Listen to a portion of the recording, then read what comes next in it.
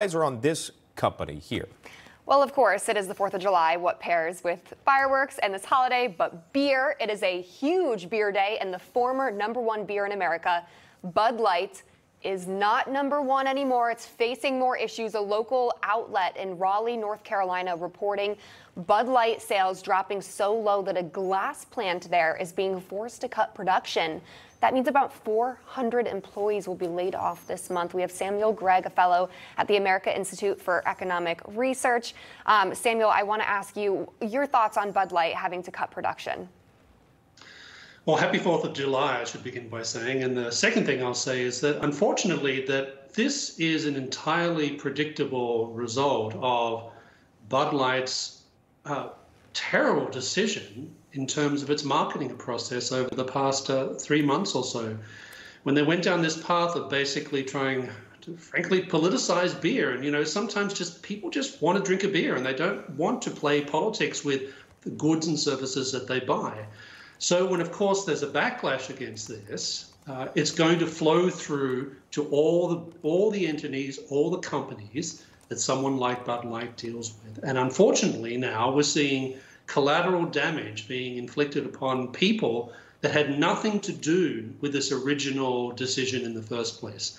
So this is the way the market works, right? If people don't buy your product, at some point you're going to have to cut costs. And the way that they're doing this now, of course, is by reducing production. Reducing production means they need less bottles, which means they need less people to make bottles. So this is a very unfortunate turn of events. But unfortunately also, it could have been predicted that when you go down this path of trying to politicize something like beer, something as simple as beer, you're probably going to pay a consequence in the long term.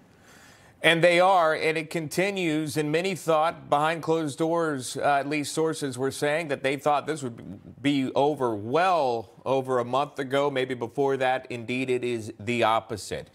So if you are looking for a cold one here, there are plenty of options out there, and many are obviously choosing that.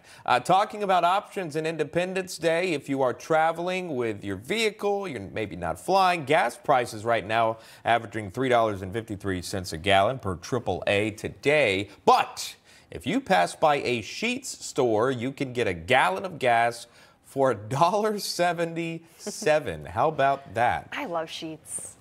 Sam, your response to that? Not too bad. Well, I have to say, this is extremely clever marketing. It's not just patriotic, right? Because it's also saying that we're going to give you a huge discount for this day, which is Independence Day, as a way of reflecting the fact that a lot of people, as we know, are traveling over the next few days and have traveled. And so getting some extra dollars in your pocket as a consequence of having to pay less at the gas pump, that's marvelous advertising for this particular company. So there's no losers here, right? In the long term, I think this will raise the profile of this particular company. Consumers will get a break for at least July the 4th. And guess what? This has nothing to do with politics. This has nothing to do with all the things that have been engulfing Bud Light as a consequence of their choice to go down a very, very different path. So I think this shows that in the end, if you think very carefully and cleverly about marketing, you can do a lot of really interesting things that raise your profile as a company. But if you make mistakes on the marketing front, you pay a big price in the long term. All right, Gregg joining us on Independence Day. We appreciate you taking the time on this holiday. Thank you, Samuel. We appreciate that. Thank you. Happy 4th.